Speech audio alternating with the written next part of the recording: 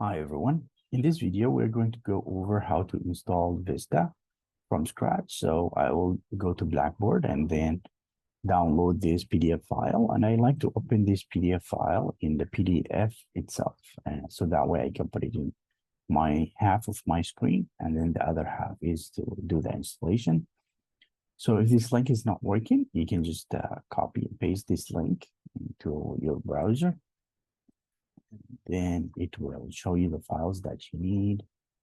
So here it wants us to download this file and this file. So I'm just gonna save them to a folder somewhere that we can find them. So save link. So I right click and then save link as, and then I'm gonna save this link as into a desktop. And then in the desktop, I'll create a new folder and I will call it like Vista installation or something. So for me, I already have Vista installation here, so I don't need to. And then I will save it here. So I already saved this guy here, so I don't need to reinstall it, resave it again. Same thing for this guy. I will just save link as, and then go to the folder that I just created. And I called it Vista installation, and save and go from there. All right, now for the installing Oracle VirtualBox, which is step number 3. You just click on that link and then go to downloads. And then from the downloads, I need to click on the Windows host. So when you click on it, then it's going to download this .exe file for you. When it is done downloading this, then it will take you through the steps to install the VirtualBox. Excuse me. Today, I hope you can hear me clearly because I'm not feeling good, but I hope that you can hear me. Let's see.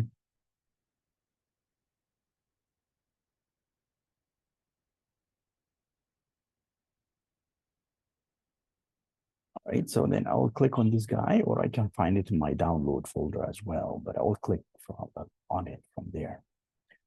And then I'll say yes. I already installed this full file before, so I might see different options here. So for me, I'm just calling it prepare. But for you, you will not get this option because you're gonna install it from scratch. For me, I already installed it before. All right, then I'll just follow the steps. Now it is installing things for me. Then this is the step that is here. So finished. So actually, it's not because I already installed it, so it's not. So don't worry about it. And then when you are done, you can just VirtualBox. So for me, I already have it here and it's installed. I'll just search for it and open it from there. So that way we can move on to step number 6. All right, so I have it here. I'll go to File and then Import Appliance. So this is step number 6. And then I wanted to navigate to the folder that I just created, and I created it and I saved it in the desktop, and I called it Vista installation. And this is the file I want. I want to select and say OK. So now it is going to take some time to install or upload this one into the VirtualBox. So I will follow the next and then finish. So it's going to take some time. So I will pause the recording.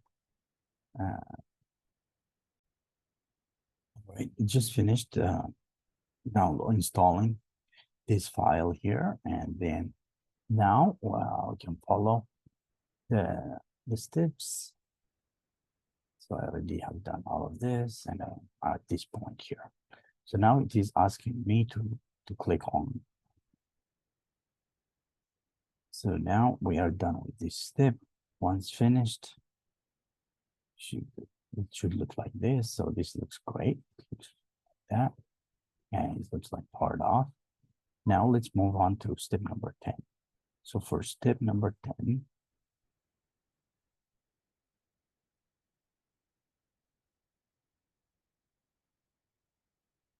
I need to go to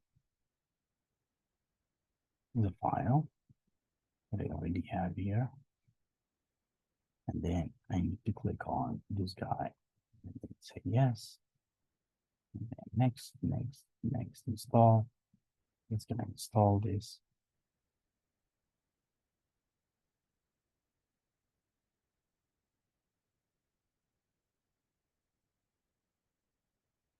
Finished. Good. So now let's move on.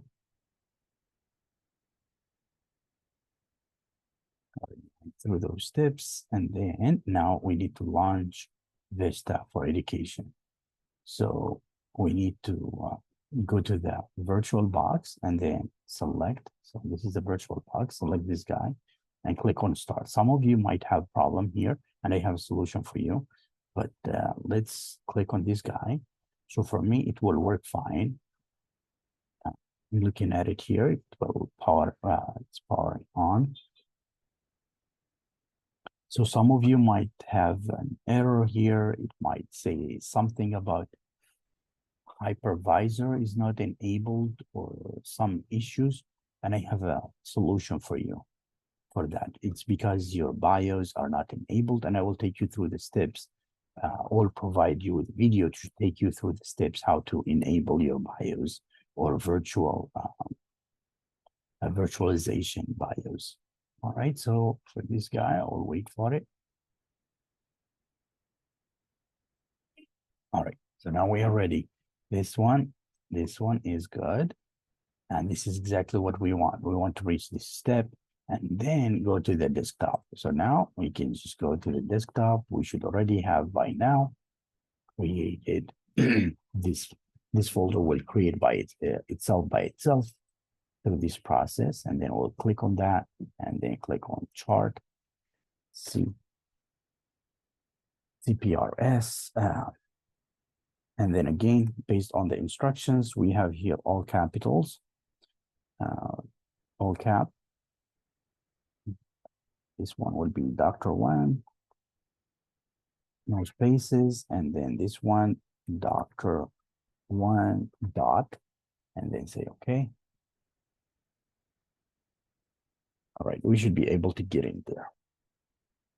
So for you, those who have, so this is how you get into the system. So that means everything looks good and you are ready to go.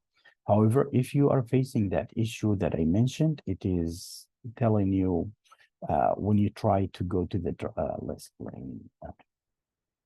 when you go to here and then you click on start, it doesn't move from there. It says aborted here. So that means, and it gives you the hypervisor issue. So then you will need to go through this video. And I'm going to also provide you with a link to this video, which basically shows you how to enable your virtualization in Windows 11. And one way to see if that's the issue, you can just CMD, go to the search here, CMD, and then click on it. And then you can type systeminfo.exe and then enter. So this will provide us with the system information, and it will also, here, this is the Hyper-V requirement. So this is the error message that you might receive, and you need to look at the virtualization enabled in firmware. Yours might say no, and that's why you are getting that error. And if it says no, then follow the steps in this quick video. It will take you through the steps how you can enable your virtualization BIOS, and you will go from there. So I hope this helps, and I wish you all the best.